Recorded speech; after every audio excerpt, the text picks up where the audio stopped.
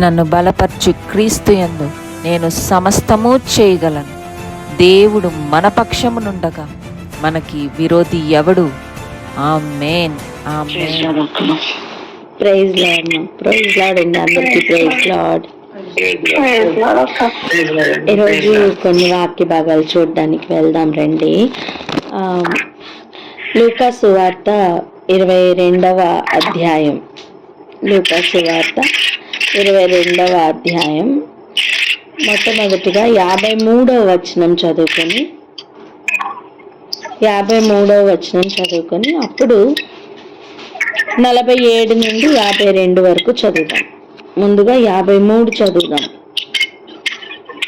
లూకా సువార్త 22వ అధ్యాయం 53వ వచనం మొదటిగా చదువుతున్నాం.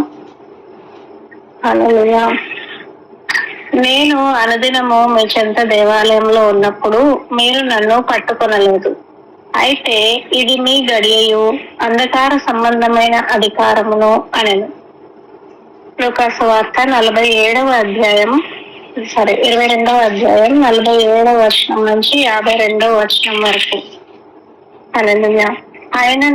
ఆయన ఇంకనూ మాట్లాడుచుండగా ఇదిగో జనులు గుంపుగా వచ్చారు. 12 మందిలో యూదా అనబడిన వాడు వారి కంటే ముందుగా నడిచి యేసును ముద్దు పెట్టుకున్నటకు ఆయన యొద్దకు రాగా, యేసు, యూదా, నీవు ముద్దు పెట్టుకుని మనుష్య కుమారుని అప్పగించుచున్నావా అని వారితో అనగా, ఆయన చుట్టూ ఉన్న వారు జరగబో దానిని చూచి, ప్రభువా, కత్తితో నరుకుదుమా అని ఆయనను అడిగిరు. అంతలో వారిలో ఒకడు ప్రధాన యాజకుని దాసుని కొట్టి వాని కుడి చెవి తెగ నరికెను. అయితే యేసు ఈ మట్టుకు తాళుడని చెప్పి వాని చెవి ముట్టి బాగు చేసెను.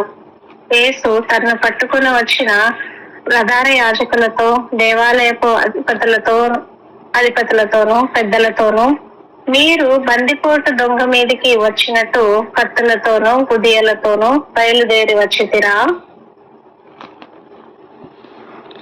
హల్లెలూయా.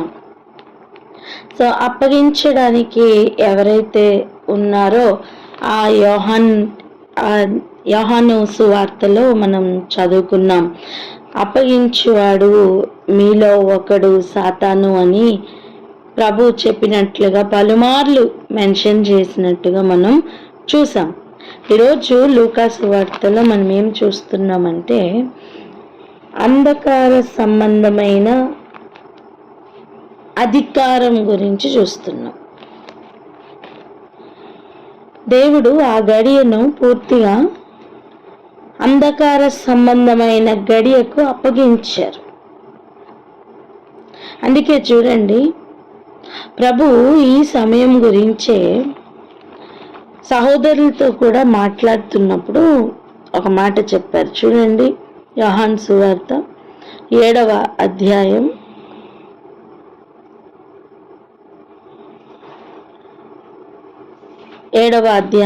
6వ వచనం ఒకసారి చూడండి. యేసు, నా సమయం ఇంకను రాలేదు, మీ సమయం ఎల్లప్పుడూ సిద్ధముగానే ఉన్నది. మీ సమయం ఎప్పుడు ఏమట? సిద్ధముగానే ఉన్నది అంటున్నారు.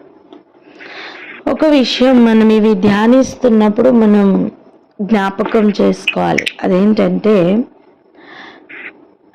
వధింపబడిన గొర్రెపిల్ల సంఘం వధకు ఏర్పడిన గొర్రెల సంఘం. చెప్పండి అన్నమాట. వధింపబడిన గొర్రెపిల్ల సంఘం వధకు సిద్ధమవుతున్న వధకు ఏర్పడిన గొర్రెల సంఘం. హల్లెలూయా. సో ఆయనను వధిస్తున్నప్పుడు లేదా ఆయనను వధకు తీసుకుని వెళ్తున్నప్పుడు ఎలాంటి పరిస్థితులు ఆయన చుట్టూ ఉన్నాయి అని మనం చూస్తున్న సమయం మనం ప్యారలల్గా వధకేర్పడుతున్న గొర్రెల సంఘమును కూడా మనం ధ్యానించుకోవాలి. అప్పుడే అది మనకి ప్రయోజనకరం. అక్కడ ఆయన మెన్షన్ చేసి చెప్తున్న సంగతులు, నా సమయం అయితే అప్పటికి ఇంకా రాలేదు, కానీ మీ గడియ, నేను చెప్తున్నది ఇప్పుడు యేసు ప్రభు యొక్క సమయం గురించి చెప్పట్లా, ఆపోజిట్ టీంలో ఉన్న వారి గడియ ఎల్లప్పుడూ సిద్ధముగానే ఉందట. ఆ మాటే కదండి చదివాం, అవునా? సిద్ధముగానే ఉంది. ఇప్పుడు మనం లోకాసువార్తలో మనం పట్టుకున్న మాటను గుర్తు చేసుకుందాం. అయితే ఇది మీ గడియ, అంధకార సంబంధమైన అధికారము యొక్క గడియ. అంటే ప్రభు అలా అప్పగించేస్తారా? అంటే దేవాది దేవుడు ప్రభు నా ప్రభుతో చెప్పారు కదా, ఆ ప్రభువు అలా అప్పగించేస్తారా? అంటే ఆ గడియ మరణమును జయిస్తున్న గడియ. ఫిజికల్ గానేమో మరణం నాకు అప్పగించుకుంటున్న గడియ వలె కనిపిస్తుంది, కానీ నువ్వు విజయం పొందుతున్న గడియ. చూడండి, ఒక పరీక్షా కాలం ఉంటుంది, 3 గంటల సమయం. నువ్వు లోపలికి వెళ్ళిన తర్వాత టైం స్టార్ట్, అవునా? కానీ అది ఏ గడియ? ఏదో అయిపోతుంది, టైం అయిపోతుంది అనే టైం, ఒక అటువంటి టైం కాదు అది. నువ్వు పాస్ అయ్యావా ఫెయిల్ అయ్యావా నిర్ధారించే గడి అది.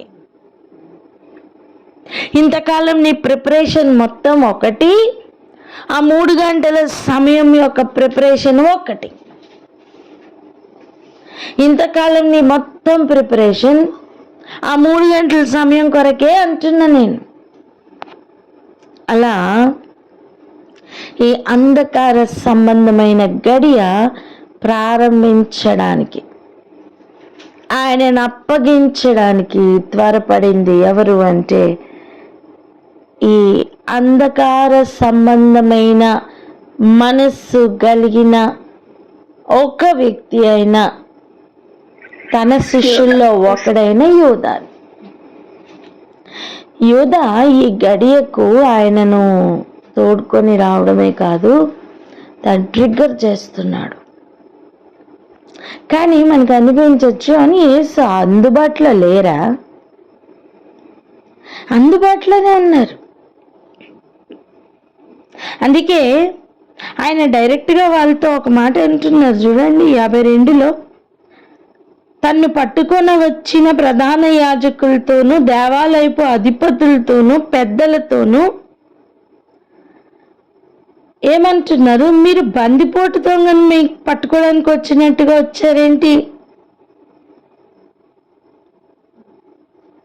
నేను ఎప్పుడు మీ దగ్గరే కదా ఉన్నాను, అనుదినము మీ చెంత దేవాలయంలో ఉన్నప్పుడు మీరు నన్ను పట్టుకొనలేదు. ఎప్పుడు మీ దగ్గరే కదా ఉండేవాడని, నేను మీ ఎదురుగుండానే కదా అనేక సార్లు బోధించాను, అప్పుడు పట్టుకోలేదు మీరు. అంటే అక్కడ ఆయన మెన్షన్ చేస్తున్నది ఏంటంటే ఆ గడియ గురించి. చెప్పండి, దేని గురించి? అంటే సమయం రాకముందు ఆయన వారి యొద్దనే ఉన్నా పట్టుకోలేరు, కానీ సమయం వచ్చినప్పుడు, ఈ గడియలో ఆసన్నమైనప్పుడు ఆయనను వారు ఒక బందిపోటు దొంగను పట్టుకోవడానికి వచ్చినట్టుగా కత్తులతోనూ కటారులతోనూ వచ్చారట. ఈటలతోనూ కత్తులతోనూ రావడానికి ఆయన ఏమి పాపం చేశారు? మనం చాలాసార్లు అనుకుంటాం, నేను ఏదైనా తప్పు చేస్తే నేను పడతానండి, నేను తప్పు చేయకపోతే నేను పడను, లేదా నా తప్పు ఉంటే నేను అంగీకరిస్తా, నువ్వు కొట్టినా నేను పడతా, నా తప్పు లేకపోతే నేను పడను అని చాలాసార్లు అవివేకపు మాటలు మాట్లాడుతూ ఉంటాం. అవును, అవివేకపు మాటలే. ఎందుకంటే అసలు మన పిలుపును మెన్షన్ చేస్తున్న ఏరియా అది. చెప్పండి అన్నమాట. మన పిలుపును మెన్షన్ చేస్తున్న ఏరియా. చూడండి ఒకసారి 1 పేతురు 2వ అధ్యాయం 19-20 వచనాలు ఒకసారి చదవండి. 1 పేతురు 2వ అధ్యాయం 19-20 వచనాలు. ఎవడైనను అన్యాయముగా శ్రమ పొందుచు దేవుని గూర్చిన మనస్సాక్షి కలిగి దుఃఖము సహించిన ఎడల అది హితమగును. తప్పిదమునకే దెబ్బలు తినినప్పుడు మీరు సహించిన ఎడల మీకేమి ఘనము? మేలు చేసి బాధపడినప్పుడు మీరు సహించిన ఎడల అది దేవునికి హితమగును. ఇందుకు మీరు పిలువబడితిరి. హల్లెలూయా. హల్లెలూయా. ఇందుకే మీరు పిలువబడ్డారు. మీ పిలుపు దేనికి అంటే, హలో, తప్పులు చేసి తప్పులు తినడానికి కాదు, అప్పుడు మాత్రమే కాదు, నువ్వు మేలు చేసి బాధపడినప్పుడు నువ్వు సహిస్తావు చూడు, అందుకు నువ్వు పిలువబడ్డావు. నీ పిలుపు, నీ ఏర్పాటు, నీ నమ్మకత్వం నువ్వు అక్కడ నిరూపించుకోవాల్సిన సమయం ఇప్పుడు అర్థమైందా? నీ పిలుపు ఎందుకు ఇప్పుడు అర్థమైందా? నీకు అర్థమైన క్షణం నీకు ఎగ్జామ్ స్టార్ట్.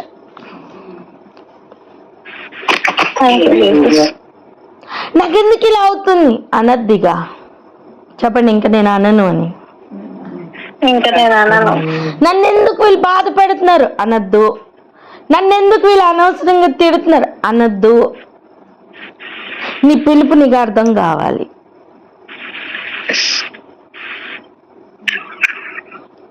దేవుడు అంధకార సంబంధమైన గడియకు అప్పగించేట్లా.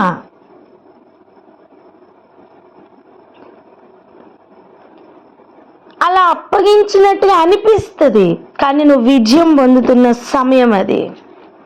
నేను అంటాను, పేరెంట్స్ ఎలా అయితే ఆ ఎగ్జామ్లో నుంచి, ఆ ఎగ్జామ్ హాల్లో నుంచి పిల్లలు ఎప్పుడు బయటకు వస్తారని ఎదురు చూస్తారో, తండ్రి అయిన దేవుడు కూడా నువ్వు జయించి ఎప్పుడు వస్తావని ఎదురు చూస్తున్నారు నాన్న.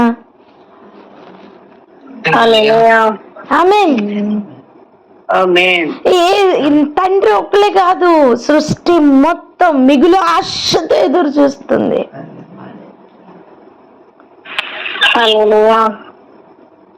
ఒక మాట చూడండి, 21వ వచనం, క్రీస్తు కూడా మీ కొరకు బాధపడి. చూసారా మాట? క్రీస్తు కూడా మీ కొరకు బాధపడి. నేనంట క్రీస్తు ప్లేస్లో ఒకసారి వధింపబడిన గొర్రెపిల్ల అని పెట్టుకుందాం. ఒకసారి వధింపబడిన గొర్రెపిల్ల కూడా మీ కొరకు బాధపడి మీరు తన అడుగు జాడల యందు నడుచుకొనున్నట్లు మీకు మాదిరి ఉంచిపోయెను. ఎవరికి? వధకు ఏర్పడిన గొర్రెలకు. ఎవరికి? హల్లెలూయా.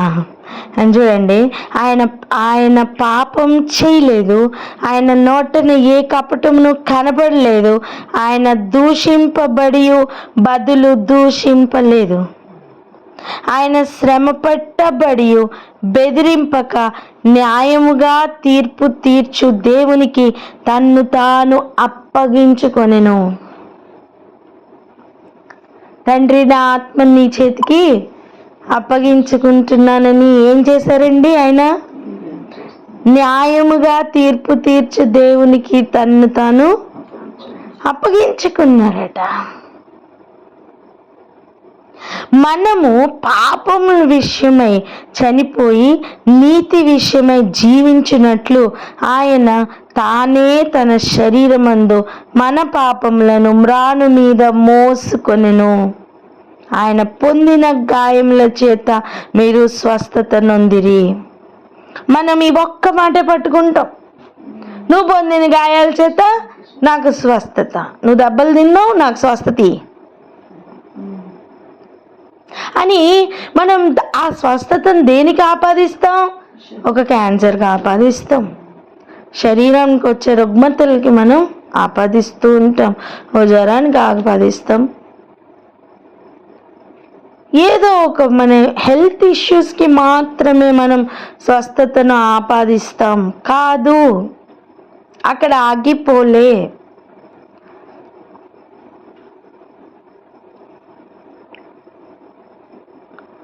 ఆయన ఇస్తానన్న స్వస్థత అక్కడ ఆగిపోలేదు.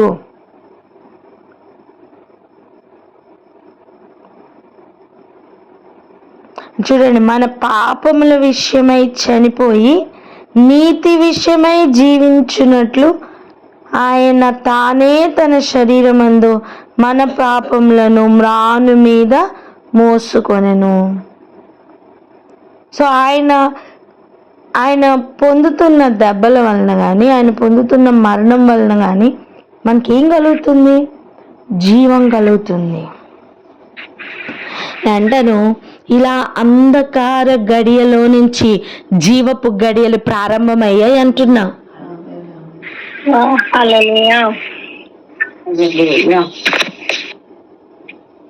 మన కంటికి అన్ని అంధకారంగా అనిపిస్తాయి.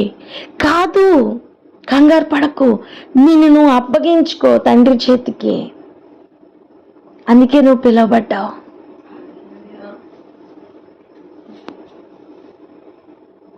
మాటకు మాట మాటకు మాట మాటకు మాట ఇచ్చేయడం వల్ల ఏమీ రాదు.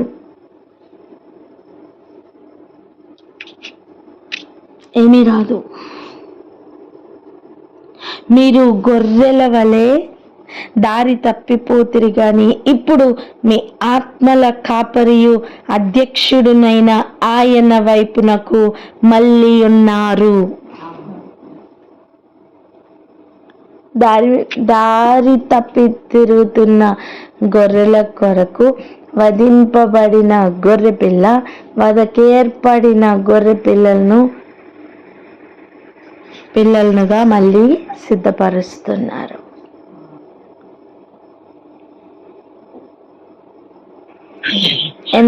ఎంతమందికి అంగీకారంగా అనిపిస్తుంది? హల్లెలూయా, హల్లెలూయా. ఇక్కడ ఆగి ప్రార్థన చేసుకుందాం. ప్రభా, మేము మా సొంత కార్యాల్లో మిమ్మల్ని, మీ శక్తిని, మీ ప్రణాళికలను ఆపాదించుకొని, మిమ్మల్ని అపార్థం చేసుకొని, మీ ప్రణాళికను మేము వేస్ట్ చేస్తున్నాం, వ్యర్థపరుస్తున్నాం. మమ్మల్ని క్షమించండి. మీరు పిలుచుకున్న పిలుపులోనికి మేము అడుగులు వేస్తున్నాం అని అప్పగించుకుంటూ ప్రార్థన చేద్దామా? ఏకీభవిద్దాం. ఎవరన్నా ప్రార్థన అందుకోండి.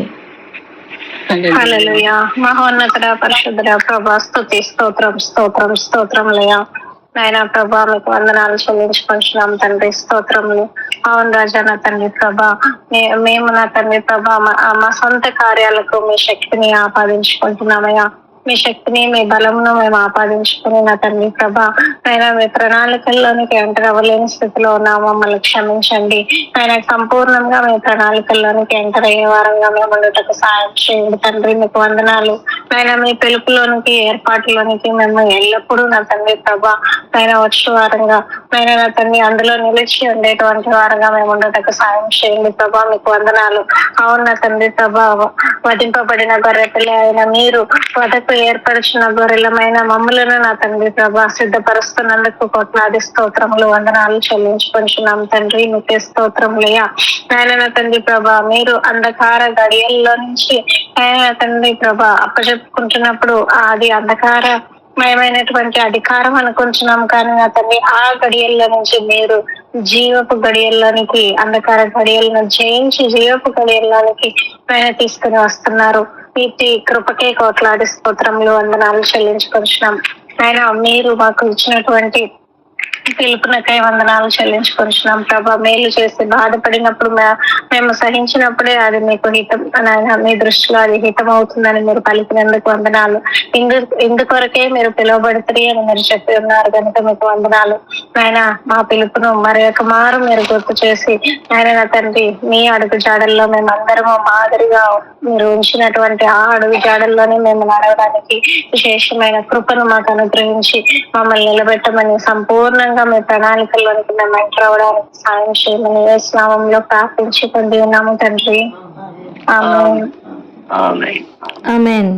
మరొక మాట కూడా చదువుకుందాం. ఈ మొదటి పేతురు పత్రికలోనే 3వ అధ్యాయం 13వ వచనం ఒకసారి చూడండి. 13వ వచనం. మొదటి పేతురు 3వ అధ్యాయం 13వ వచనం. మీరు మంచి విషయములలో ఆసక్తి గలవారైతే మీకు హాని చేయువాడెవడు? హల్లెలూయా. ఒకవేళ చాలు చూడండి, ఆ మాట ఒకసారి జాగ్రత్త పట్టుకుందాం. మీరు మంచి విషయంలో ఆసక్తి గలవారైతే, మన పిలుపు మనకు అర్థమైంది మంచిది, కానీ మన లోపల ఉన్న ఆసక్తి దేని మీద ఉంది? అది మళ్ళాలి, అది మళ్ళింపబడాలి. మీరు మంచి విషయంలో గనక ఆసక్తి కలిగిన వారైతే మీకు హాని చేయువాడెవడు? నేను అంటాను, నీకు హాని చెయ్యగలవాడెవడు అని.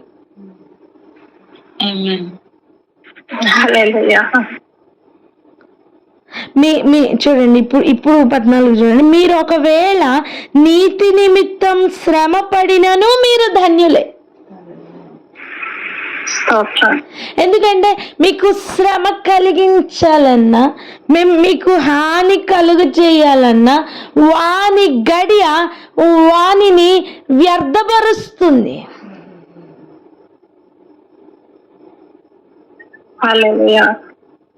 అంధకారం ఒప్పుకుంటుందండి, నేను జీవంను తాకలేనని. హల్లెలూయా. మేలును నేను తాకలేనని కీడు ఒప్పుకునే గడి అది.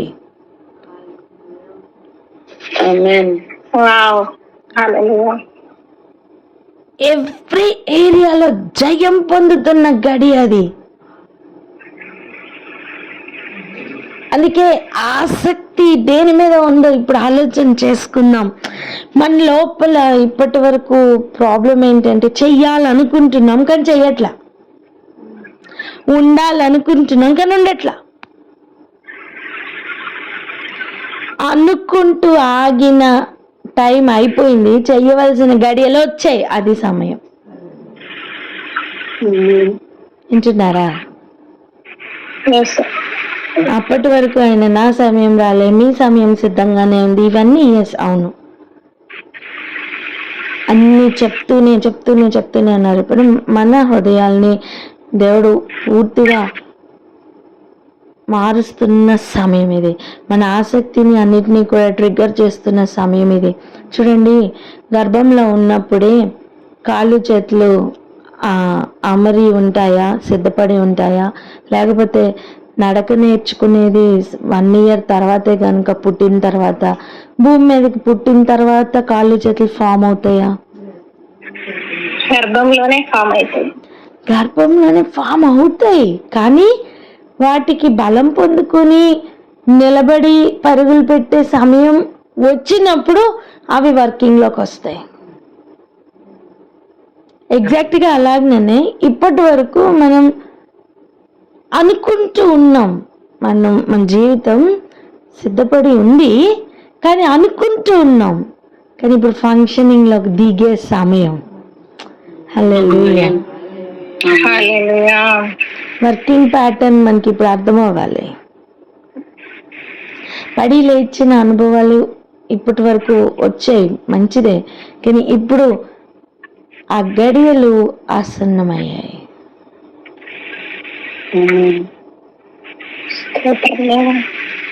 కీడు ఒప్పుకోవాలి, మేలు నేను జయించలేనని. చీకటి ఒప్పుకోవాలి, వెలుగు నేను జయించలేనని. అవినీతి ఒప్పుకోవాలి, నీతిని నేను తాకలేనని.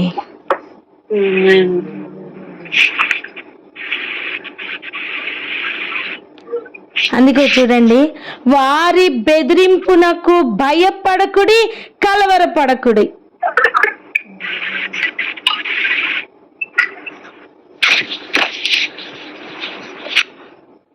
మీరు మంచి విషయంలో ఆసక్తి గలవారైతే మీకు హాని చేయవాడు ఎవడు? మీరు ఒకవేళ నీతి నిమిత్తం శ్రమ పడినను మీరు ధన్యులే. గుర్తుందా? ఇందుకే మనం పిలువబడితిమి అని.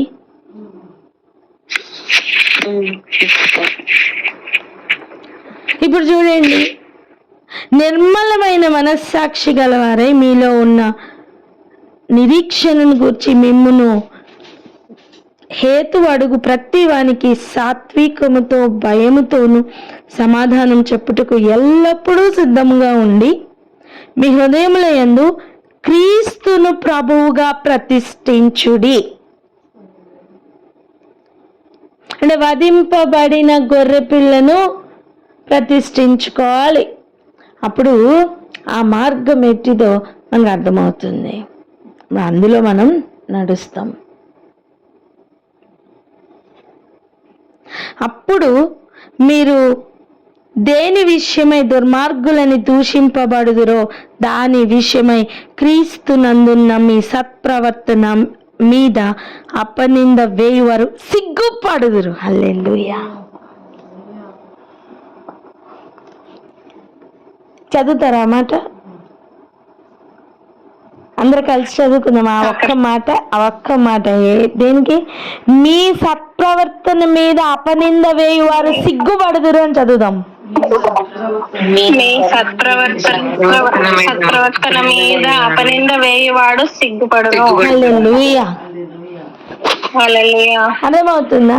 కీడు ఒప్పుకునే సమయం అండి. సిగ్గుపడి మేలుని నేను తాకలేనని. అబద్ధం సిగ్గుపడే సమయం అది, సత్యమును తాకలేక.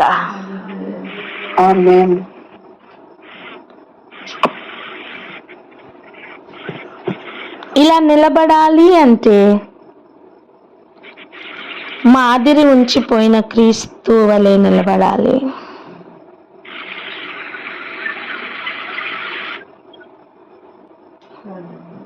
చూడండి, దేవుని చిత్తం అలాగున్న ఎడల 17వ వచనం, కీడు చేసి శ్రమ పడుట కంటే మేలు చేసి శ్రమ పడుటయే బహుమంచిది. నేను మేలే చేస్తున్నానండి, అయినా ఇదే సంభవిస్తుంది. అవును, అదే సంభవిస్తుంది.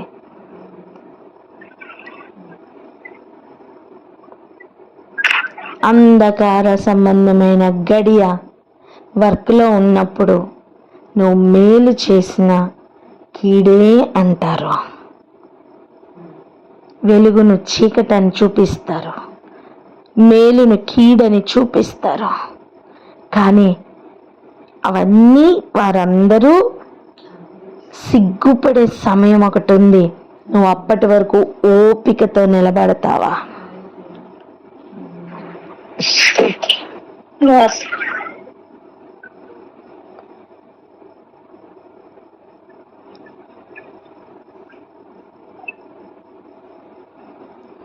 ఓపికతో నిలబడ్డానికే ప్రభు సిద్ధపరుస్తున్నారు.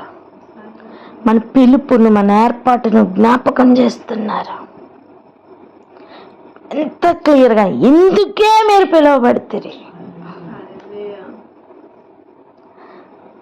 ఆయన సమయం ఆయనకు తెలుసండి, ఆయన గడి ఆయనకు తెలుసండి.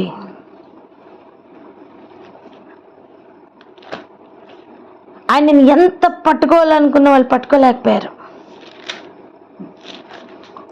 ఈవెన్ జనసమూహం కూడా మాట్లాడుకున్నారు ఒకసారి. ఏమనంటే, ఇక్కడ యేసయ్య బోధిస్తున్నారు కదా, వీళ్ళ దగ్గరే కదా ఉన్నారు, వీళ్ళెందుకు ఈయన్ని పట్టుకోవట్లేదు? మరి ఆయన బహిరంగంగానే మాట్లాడుతున్నారు కదా, ఈయనను ఎందుకు ఏమీ అనరు అని మాట్లాడుకున్నారు. ఒకసారి చూద్దాం రండి.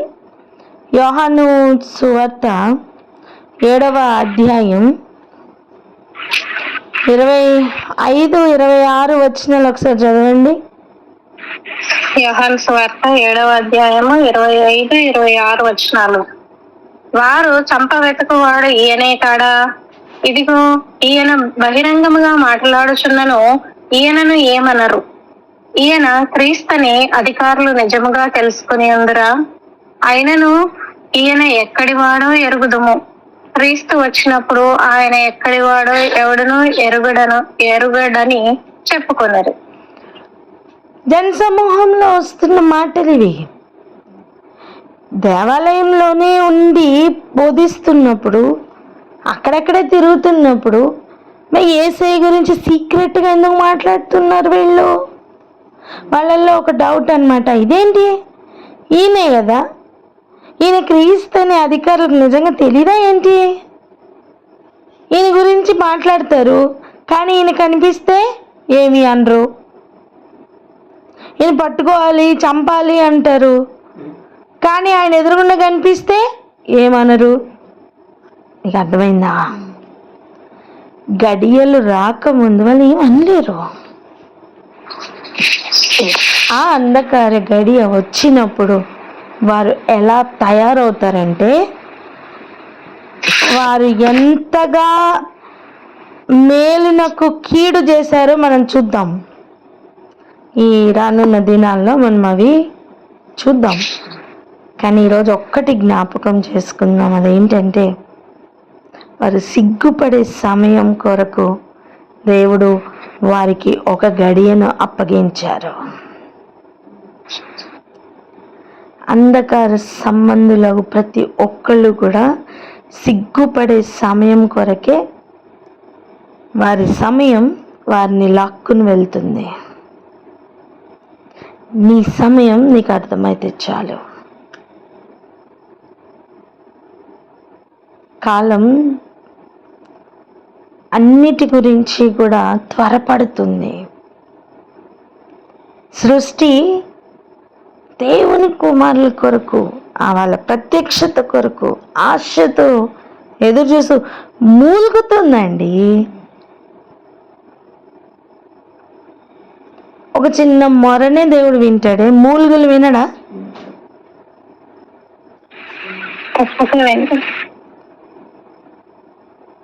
ఆ పక్కనే సింహాసనం ఎదురుగుండానే ఉన్న బలిపీఠం దగ్గర నుంచి రక్తం మొరపెడుతుందండి, మా నిమిత్తం భూమికి ఎప్పుడు తీర్పు తీరుస్తావని.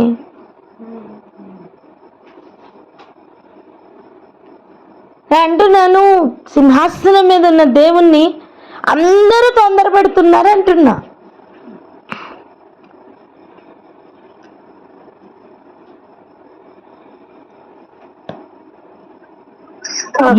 ఆయన ఏర్పాట్లో ఉన్న ఎవ్వరును నశింపకూడదని ఆయన వెయిట్ చేస్తున్నారు.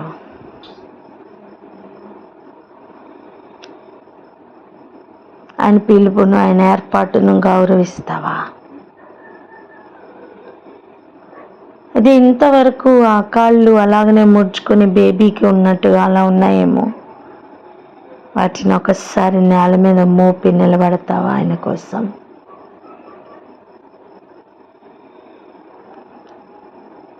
పాక్కుంటూ ఏదో పని లేకుండా కాళ్ళు అలా ఉన్నాయేమో, అలా కాదు. ఆయన సిద్ధపరిచిన ఒక్కొక్క అవయవం ఆయన కొరకే వాడడానికి నిలబడతావా?